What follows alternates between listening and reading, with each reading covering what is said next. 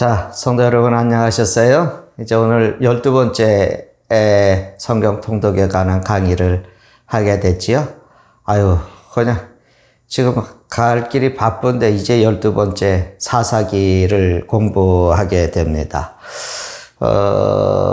자, 이제 우리 지난번까지 한번 성경 이야기를 조금 이렇게 복습을 해보면은 하나님께서 이제 아브라함을 부르셔서 하나님의 나라, 이제 그 백성을 만드셔서 이제 시작이 되죠. 그리고 이제 모세를 통해서 그 하나님의 백성들이 지켜야지 될 삶의 규범들, 그 법들을 제정을 주셨어요. 십계명, 율법들을 이제 제정을 해 주셨고, 그리고 이제 여호수아의 인도로 인해서 하나님이 약속하신 그 가나안 땅을 이제 그 정복하고 나누어 주셨습니다. 이제 틀을 갖췄죠. 하나님의 나라, 한 나라의 틀을 이제 갖추게 되었는데, 자, 그러면 하나님께서 이렇게 한 나라를 이루어오신 이유가 뭘까? 한 민족을 세우셔서 나라를 세우셨던 이유가 뭘까? 해보면 영향력이에요. 영향력. 무슨 영향력이냐면 이 세상의 나라, 타락한 이 세상의 나라에 하나님의 나라에서 사는 백성들이 그 선한 영향력을 세상 나라에 끼치기 위해서 인 겁니다. 그러니까 자, 하나님의 사람 한 사람이 세상을 향해서 영향력을 끼치기도 하죠. 우리가 지금 성도들이 살아가면서 주변에 이제 사람들에게 선한 영향을 끼치는 거 마찬가지로 할 수 있죠. 그렇지만 그게 한계가 있는 거죠. 그래서 하나님은 한 나라를 세우시고 하나님 나라의 샘플을 보여주시고 세상의 구원의 역사를 이루어 가시기를 이렇게 원하시는 거죠. 그게 이제 아브라함을 택하셔서 지금까지 이렇게 내려오는 얘기입니다. 자, 이제 사사시대를 우리가 이제 보겠습니다. 자, 이제 한 나라의 구성으로서 갖춰야지 될 그 국가의 모습을 이제 가지고 있는 거죠. 근데 이제 하나님께서 이 나라를 세우신 목적은 뭐냐? 그냥 사명이 있는 거예요. 그래서 이방 나라, 세상 나라에 선한 영향력, 하나님의 나라의 모습을 보여주고 끼치면서 우리는 하나님의 나라 백성답게 사는 것입니다. 그런데 자, 이 사사시대의 이스라엘은 어떤 나라였을까요? 하나님은 이 사사시대의 그 이스라엘 민족을 한 나라를 세워 놓으시면서 그 나라가 어떤 나라가 되기를 원하실까? 물론 이제 그 나라는 우리가 세상 나라와는 다른, 이방의 나라와는 다른 하나님의 나라입니다. 그러니까 하나님께서 세우시는 나라는 하나님의 나라인데 이 말이 뭐냐면 모든 나라는 그 나라를 유지해가는, 세워가는 방식이 있죠. 그 통치, 철학이다. 뭐 이런 이제 그 표현들을 하잖아요. 그러니까 우리나라는 자유민주주의 국가. 그렇죠? 우리 헌법에도 얘기한 대로 자유민주주의 국가거든요. 또 그런가 하면은 왕이 다스리는 왕정 국가가 있죠. 또 입헌군주제를 하는 그런 나라도 있죠. 또 사회주의 나라도 그렇게 있죠. 또 이북 같은 공산주의 국가들도 이렇게 있습니다. 그러니까 하나님이 건설하신 나라는 자, 어떤 방식으로 나라를 통치할까? 그거예요. 그러니까 하나님이 세우신 나라라면 하나님께서 다스리는, 통치하시는 방법이 있을 거 아닙니까?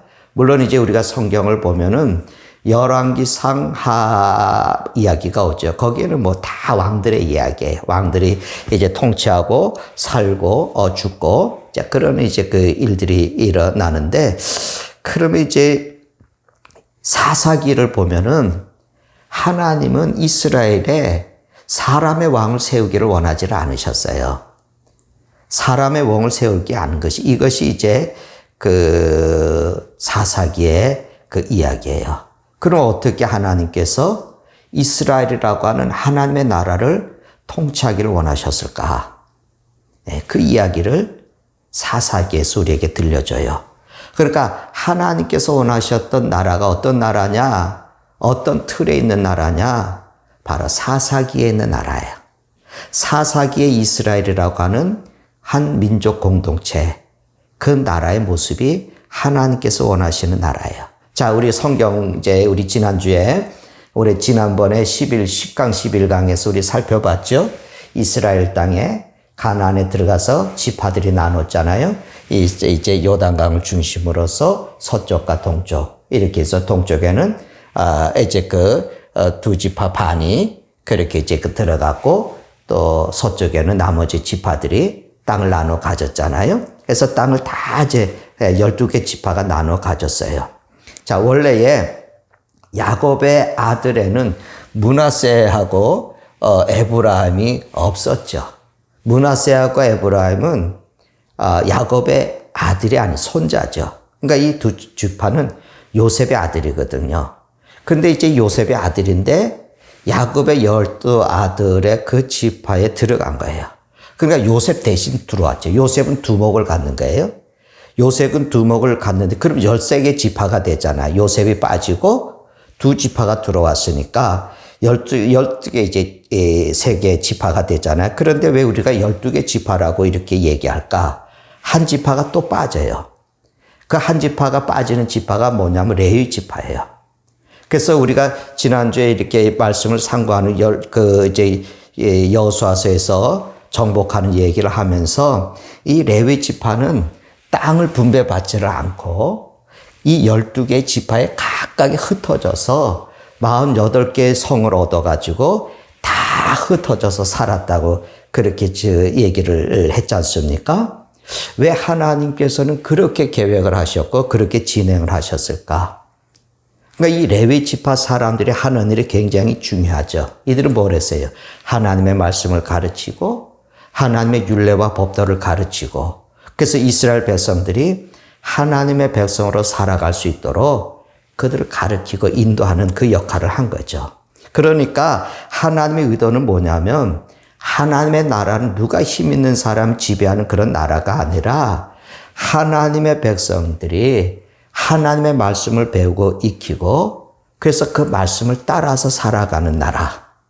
그래서 누구의 간섭도 어느 사람의 다스림도 받는 것이 아니고 하나님 안에서 모두가 다 자유하게 모두가 다 자유롭게 그렇게 살아가는 사회. 이게 하나님이 원하시는 나라예요. 물론 가장 기본적인 예를 들어서 출애굽을 해서 광야에서 뭐 1000부장, 100부장을 두면서 해야 할 일들을 하는 거 있지만 그거는 관리를 하는 것이지 지배하고 통치하는 그런 과정이 아니에요. 그래서 하나님을 왕으로 섬겨요. 그리고 하나님의 율례와 법도를 잘 배워서 그 말씀을 따라서 살아가는 나라. 이게 하나님의 나라예요. 그러니까 사사시대는 그런 나라를 세운 거예요. 예. 그러니까 유토피아라는 말을 하잖아요. 뭐 이상적인 나라를 만들겠다. 우리나라도 보면 뭐 한 번도 경험해 보지 못한 나라를 만들겠다. 뭐 정권을 잡는 사람들마다 이상하게 뭐 유토피아를 꿈꾸고 그러죠. 근데 결국은 그렇지 못하죠. 왜 안 되겠습니까? 왜 그럴까요? 중요한 것은 인간의 이 타락한 인간은 세상에서 그게 안 된다는 거예요. 이 세상 나라의 틀을 가지고는 세상 나라의 방식을 가지고는 하나님의 나라를 세워갈 수가 없는 거예요. 그래서 바울 사도도 새 사람을 입어라, 새 사람을 입어라. 새 사람을 입어라. 그런 이제 얘기를, 그게 누구예요? 새 사람을 입는 사람들이 바로 누구냐면 바로 이 하나님의 나라, 또 하나님의 아들들이에요. 하나님 나라의 백성들. 이 사람들은 누구냐? 하나님의 율례와 법도를 따라서 살아가는 사람들이고 하나님을 주인으로 하나님을 왕으로 섬기는 사람들이에요. 그러니까 이런 사람들이 하나님의 말씀을 따라서 성숙하게 그 말씀에 순종해서 살아가는 사람들, 그 사회가 하나님의 나라의 모습이에요. 그러니까 하나님의 뜻에서 어긋나지 않는 것. 그러니까 하나님은 사람들이 하나님의 말씀을 따라 스스로 지켜야 할 일들을 이루어가는 성숙한 삶을 살아가길 원하시는 거죠. 우리가 그런 말 하지. 저 사람은 법 없이 살아갈 수 있는 사람이야. 법 없이 살아갈 수 있는 사람이야. 그래, 그 사람이 완벽한 것은 아니지만 그 사람의 삶이 그만큼 성숙하다는, 사회에 법 없이도 질서를 지키고 그 사람이 양심을 따라 선하게 이루어가고 못된 짓 하지 않고 그러는 얘기들을 이제 하는 것이죠. 그러니까 우리가 하나님의 나라는 뭐냐? 하나님의 말씀을 따라서 그 구성한 한 사람 한 사람이 그렇게 삶을 이루어가는 거예요. 자, 그래서 성경의 말씀에, 사사기의 말씀에 가장 중요한 말씀, 중심되는 말씀이 있죠. 사사기 21장 25절 말씀이죠. 그게 뭐냐면, 그때 이스라엘에 왕이 없었어요. 그래서 성경이 뭐라는, 그때 이스라엘에 왕이 없으므로 사람이 각각 그 소견에, 자기의 소견에 옳은 대로 행했다. 자기가 하고 싶은 대로 했다는 거예요. 그러니까 이 말씀을 우리가 아주 사사기 시대가 어땠다라고 하는 것을 보여주는 구절입니다. 근데 이걸 좋은 의미로 해석을 한번 해봐요. 좋은 의미로 해석해보면 이런 거죠. 그때는 이스라엘은 사람들의 왕이 없었기 때문에 자기들의 소견을 따라서 하나님의 말씀을 따라서 살았다. 아마 이렇게 얘기할 수도 있겠죠. 그럼 얼마나 좋겠어요. 그렇죠? 근데 이 말씀을 우리가 보면은 하나님의 왕이신데 이스라엘들은 자기들에게는 왕이 없다는 거예요. 우리는 왕이 없다고. 우리를 다스릴 통치할 사람이 없다고. 그래서 자기들이 하고 싶은 대로 제멋대로 살았다. 이렇게 되면 그 나라가 어떻게 되겠어요? 그렇죠? 그래서 하나님이 원하시는 것은 어떤 것이었을까? 아까 그 두 가지 얘기 중에서 첫 번째 얘기죠. 하나님의 말씀을 따라서 사람들이 자기의 뜻, 자기의 소견을 따라서 하나님의 말씀을 따라서 이렇게 살아가는 그런 나라를 하나님께서 원하시는 거죠. 그런데 우리가 정말 이제 보면은 하나님이 그 다스리는 나라가 가장 이상적인 나라예요. 모두가 자유하고 모두가 평등하고 모두가 평화할 수 있는 그런 나라죠. 그런데 이 사사기라고 그랬거든요. 사사기라고 이름을 붙인 이유는 사사들이라고 하는 특별한 사람들이 활동을 했기 때문에 붙여진 이름이에요.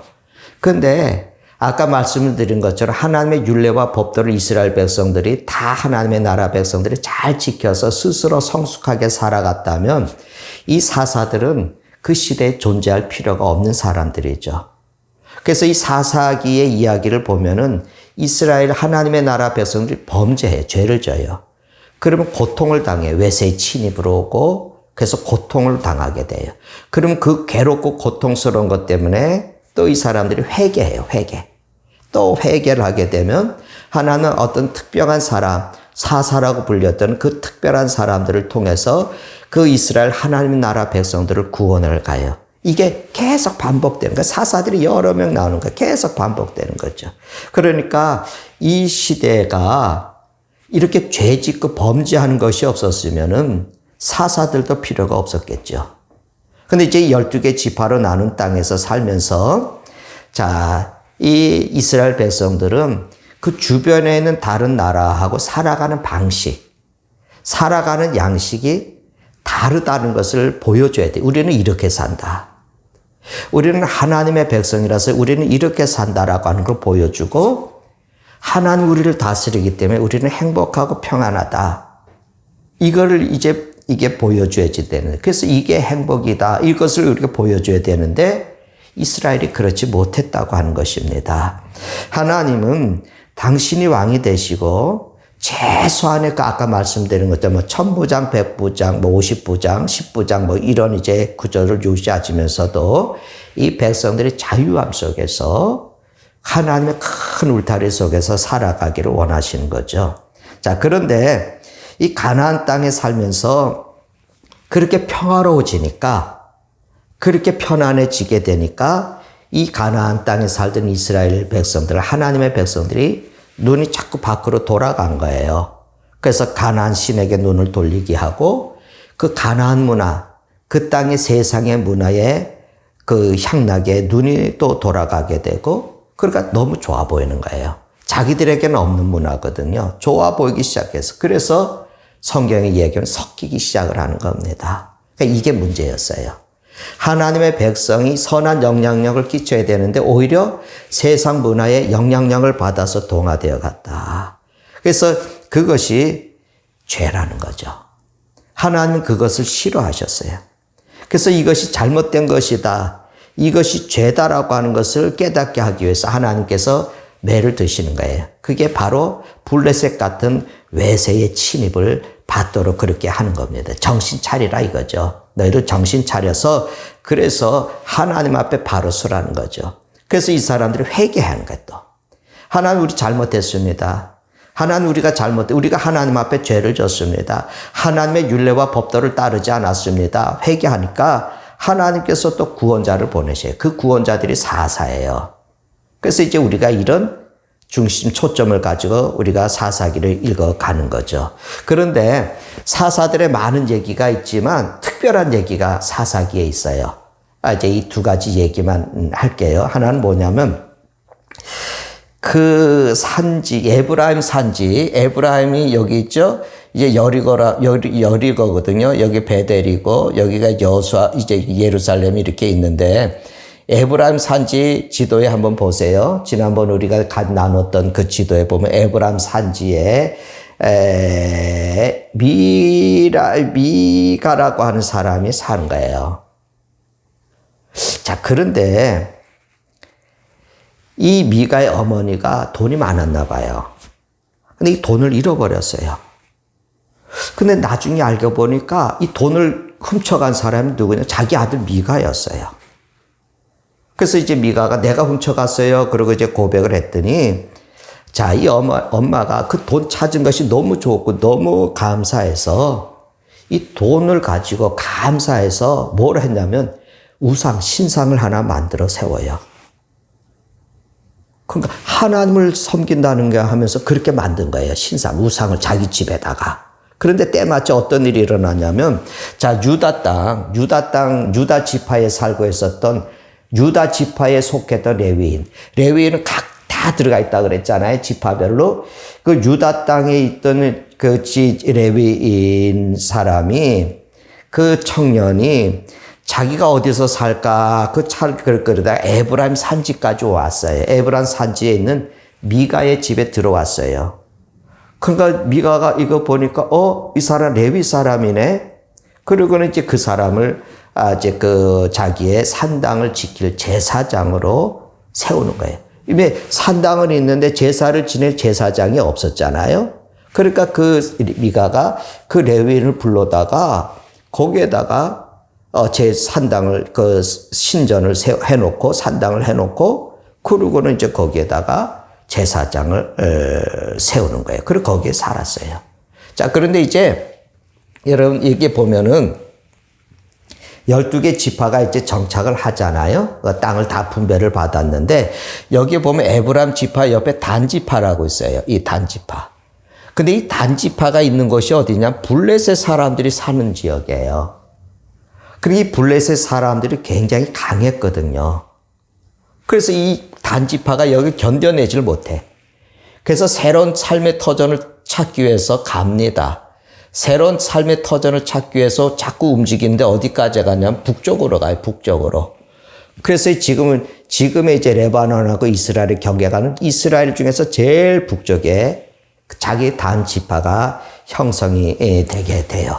형성이 되게 됩니다. 제가 이제 이 단지파가 살던데 한번 성지순례 제가 거기 한번 쭉 혼자서 제 아내하고 더불어서 이제 단지파 쪽에 했는데 거기에 뭐 우상을 숭배하는 큰 단지파가 있던 지역에 우상을 숭배하는 큰 그 신전터가 남아 있더라고요. 그러니까 이 단지파가 북쪽으로 가는 거예요. 그래서 이제 제일 북쪽에 가이사라 빌립보라고 하는 이제 거기까지 우리 성경에 나오죠. 가이사라 빌립보 라기스라고 그러는데 구약에는 거기까지 이제 갑니다. 그런데 이 단지파가 북쪽으로 다 이렇게 이주해 가면서 에브람 지파에 있는 미가의 집에 가가지고 그 신상을 가지고 가요. 그리고 그 신상에서 제사장 역할을 하던 그 레위 사람도 데리고 가는 거예요.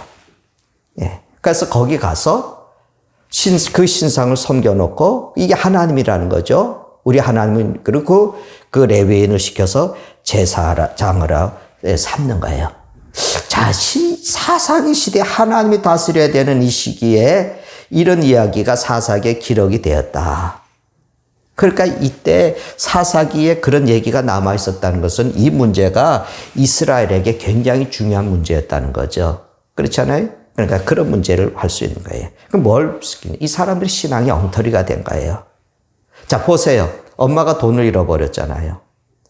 그래서 훔쳐간 사람을 저주했어요. 그 저주 바로 지옥 가라 이거죠. 근데 나중에 알고 보니까 자기 아들이 가져갔어요. 그래서 다시 하나님 이 아들을 복 달라고, 하나님 복 달라고. 그래서 그것을 가지고 하나님 앞에 구별해서 띄어서 하나님께 드렸는데, 그 드린 거 보면은 뭐냐면 그 우상을 숨기는 거예요. 그러니까 가만 보면 우리가 사는 거하고 똑같아요. 감사하다고 하면서 우상을 만들어 가지고, 그리고 우상을 모시기 위해서 레위 사람이 필요하니까 레위 사람을 만나서 찾아서 제사장으로 삼고. 그러니까 신앙이 뭐 하나님을 섬기는 건지 우상을 섬기는 거지, 우상을 두고 하나님이라고 그러고 막 그 뒤죽박죽이 되는 거죠. 이때가 영적으로 혼란한 그런 시대였어요. 얼마나 혼란했냐. 그러니까 이 이야기가 하나님을 제대로 믿지 못했던 사사기 시대 이야기가 이렇게 남아있는 거예요. 또 하나 이제 우리가 사사기에 나오는 또 특별한 얘기가 하나 있는데, 자, 레위 지파는 거룩한 하나님의 사람이잖아요. 죄 성전에서 하나님의 율례와 법도를 연구하고 가르치고, 또 그 중에서는 제사장들은 또 하나님 앞에 제사를 지고 중보의 역할을 하는데, 자, 근데 또 하나는 얘기는 뭐냐면 레위인이 첩을 뒀다는 얘기가 나와요. 레위 사람이 첩을 뒀어요. 그런데 이 레위 사람이 첩하고 사이가 좀 안 좋았던 것 같아요. 첩이 이제 도망을 갔어요. 근데 그 첩을 찾아서 데리고 오는 길에 첩이 윤간을 당합니다. 첩이 이제 윤간을 이제 당하게 됩니다. 그래서 나중에 그런 레위인이 그 첩의 시신을 말이죠, 12조각으로 잘라요. 그리고 다 흩어져 있는 각 지파마다 그 12개 된 조각을 다 보내고, 내가 이렇게 고통당했다. 그래서 그것 때문에 전쟁이 일어나요. 베냐민 지파하고의 관계가 일어나는 거예요. 동족 산장에 큰 비극이 일어나는데, 뭐 이건 엽기적인 이야기가 성경에 기록이 되어 있습니다. 자, 이 레위 지파는 어떤 사람들이에요? 하나님이 땅을 주지 않았어요. 왜 주지 않았을까요? 이 사람들 경작을 안 해요. 각 지파에 들어가서 도성을 얻어서, 각 지파에서 도성을 얻어서, 그리고 그 도성에서 그 지파에서 수확을 거둬들인 11조를 레위 지파에게 주면 그 레위 지파가 그 11조를 가지고 생활을 이렇게 했던 것입니다. 그러니까 이 레위 지파는 그래서 뭘 해야 되냐면 하나님의 율례와 법도를 잘 연구하고 익히고, 또 이스라엘 백성들과 하나님과 사이 중보의 역할도 하고, 하나님의 선하신 뜻이 무엇인가를 이스라엘 백성들에 가르치고, 그리고 그들이 하나님의 백성들이 하나님을 바르게 섬겨가고 하나님의 백성으로서 살아가도록 그렇게 하는 역할, 사명을 받았는데, 그들이 타락을 한 거야. 그들이 세상의 문화에 빠져버린 거예요. 그래서 그 사명을 다하지 못했어요. 그러니까 이 사회가 어떤 사회겠어요? 이 사회가 소망이 없죠. 그런데 이제 이 사회에, 이런 사회 속에 한 가정의 얘기가 나와요. 그게 룻기예요. 룻기. 이런 희망이 잃어버렸던 한 가정이 하나님께 돌아와서 하나님께 선하게 쓰시는데, 이 사사기 시대의 특별한 가정의 이야기가 룻기입니다. 그러니까 룻기가 사사기 속에 있었던 이야기예요. 그러니까 하나님께서 긍휼을 베푸시고 하나님의 나라를 일으켜 세우셔가는 놀라운 섭리를 보게 하는 거예요. 그 가정을 통해서 하나님께서 또 하나님의 정통적인 유산, 신앙의 유산, 하나님의 백성의 유산을, 또 믿음의 유산을 이어가는 거죠. 그래서 그 룻기의 그 가정을 통해서, 룻의 가정을 통해서 하나님의 그 하나님 예수 그리스도의 표상이 되는, 표본이 되는 그런 다윗이 그 가정을 통해서 그 유산으로 나오게 되는 이야기. 또 하나님 신실한 가정을 또 이어가는 거예요. 믿음의 유산을. 이 사사기의 얘기가 됩니다. 자, 오늘은 여기까지 하겠어요. 사사기는 그렇습니다. 그래서 사사기 얘기는 하나님이 다스린 나라가 어떤 나라냐. 그런데 세상의 사람들이 하나님의 다스림과 율례와 법도를 따르지 않고 세상의 문물에 휩싸여 버려서 세상화가 되어 버렸던 그런 타락한 모습들을 보게 되는 것이죠. 오늘 우리 사사기는 여기까지 하고, 그 다음에 이제 13강에서 사무엘 상하 얘기를 짧게 그것도 이제 상고하는 그런 시간을 갖도록 하겠습니다. 영상 보느라고 수고하셨습니다.